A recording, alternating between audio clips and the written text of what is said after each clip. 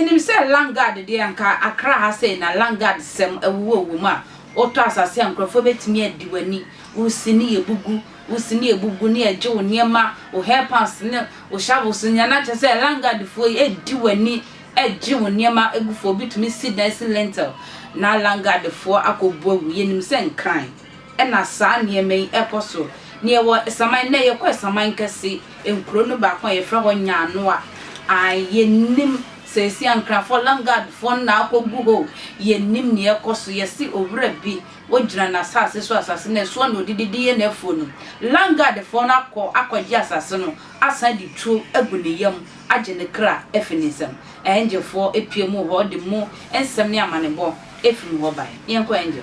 foi bia koka wo mo ho e wa Asamankese ama posifo akwakokyere emamu ani bia yesi eguso kra hwehwe Langard ne bia sanse wo mo kwakotuto e de abokua ni bia ne din ni Azuma Zakari wodi mfihia aduana num na kuru a wo mo tutuo bo no so e wo mu no eye nyanoa enu ekrokuma bia wa apa west achemansin ye wo apoyamantemu arahu sami ya sememenda ya April 5th ena esi ye ya wo chem se wie no mienu kai na chesa wodifo na mkrofo afu ase mfufu ase a kuani gina na afo ma wodo ye ma tuo so ne namu tan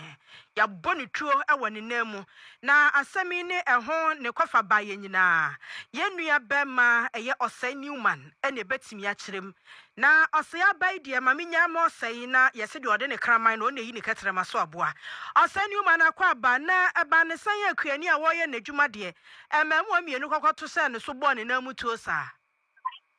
mini aba meda se ame se ya beka ya yidi kama etifo update na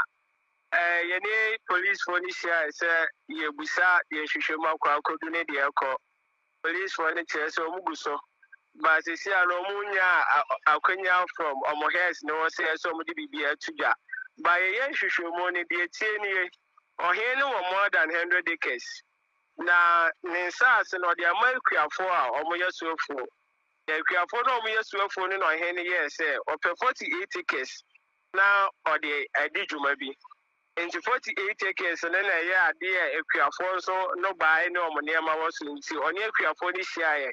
ama omo kan ho asem ma omo konko wo so no omo ye se eye se ukobot fo baba be hwe konko no na omo di hujuma na we na asase ni bi nso wo ho a obi ankafu na kutufu na wo so enje kutufo de ni misa omai mu yeni department bia se eba ne sa omo be check na akoye se omo ni kuani na na ese ka na we na omo mo kire so omo ni kutura no akasa amanti ase aba enti Saturday we ye da no omo ko se na ko omo kodwiri akutu na gu na de ese omo de asase ne ye no omo de ye na we na ye nua be ma ya sisi ye kese wato na nanom wonse do no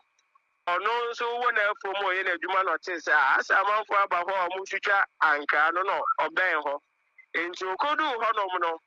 ana obi nim de ekoso enti se akasa na ekoso a obi nim ba ye tie nkrofo na ompese omo kire se omo etuo ne ekoso no omo ko police station ko ye case no omo ko ye case ne de omo kire ne se bra omuko honum na brantie ne dom ebetu ehwe omo so eno na ema omo so omo tutu no ebo ni na ma ye kase yenua be me aka baabi sambra ye kase asem ne police for omo gusu hwehwemu na yenso ye ni de akire na de pese amanfo asotie ne ye se nkrofo ne kire se yenua be ma no ene amanfo ne ba won so de a eye krom ho na omo nyira omo fi omo so omo ni amanfo na ba wo mo so no mbetini atie police for ma ye nhwehwemu a ye nsa be call mo na ye hu ni kure bi a e wa aseni